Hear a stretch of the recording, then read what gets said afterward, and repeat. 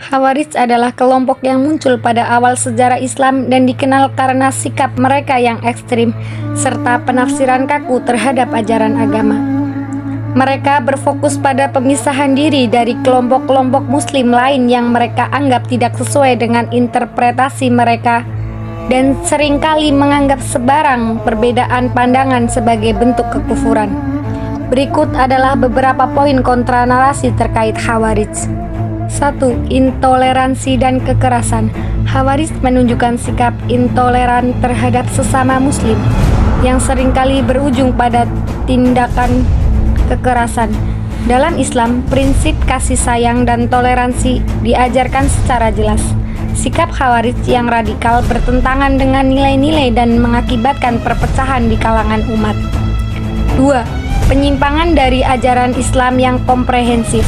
Khawarij cenderung mengambil ajaran agama secara literal tanpa mempertimbangkan konteks historis dan sosial. Ini menyebabkan mereka mengabaikan ajaran-ajaran penting yang menekankan keadilan, persatuan, dan kasih sayang. Dengan demikian, pemahaman mereka tentang Islam menjadi sempit dan tidak mencerminkan esensi sejatinya. 3. Penghancuran persatuan umat. Sejarah mencatat bahwa tindakan Khawarij tidak hanya merugikan individu yang menjadi sasaran, tetapi juga menghancurkan persatuan umat. Perpecahan yang dihasilkan dari paham ekstremis ini menciptakan ketidakstabilan dalam masyarakat Muslim yang seharusnya bersatu dalam menjalankan ajaran agama. 4. Misi pendidikan dan pencerahan. Khawarij seringkali mengabaikan pentingnya pendidikan dan pengembangan intelektual. Dalam Islam, pencarian ilmu merupakan kewajiban. Sikap mereka yang menolak dialog dan pengetahuan dapat mengakibatkan kesalahpahaman yang besar tentang ajaran agama. Adapun upaya pencegahannya. 1. Pendidikan dan kesadaran. Mengedukasi umat tentang ajaran Islam yang benar dan komprehensif sangat penting. Program-program pendidikan yang menekankan pada pemahaman yang moderat dan toleran dapat membantu mengurangi daya tarik paham ekstremis. Pelatihan bagi umat dan pendidik untuk menyampaikan pesan-pesan Islam yang damai juga dapat memberikan dampak positif. 2. Dialog interfaith dan intrafaith. Mendorong dialog antara berbagai kelompok dalam Islam dan antar agama dapat membangun jembatan pemahaman. Diskusi terbuka tentang perbedaan pandangan dapat mengurangi ketegangan yang mengedepankan toleransi. 3. Pemberdayaan komunitas.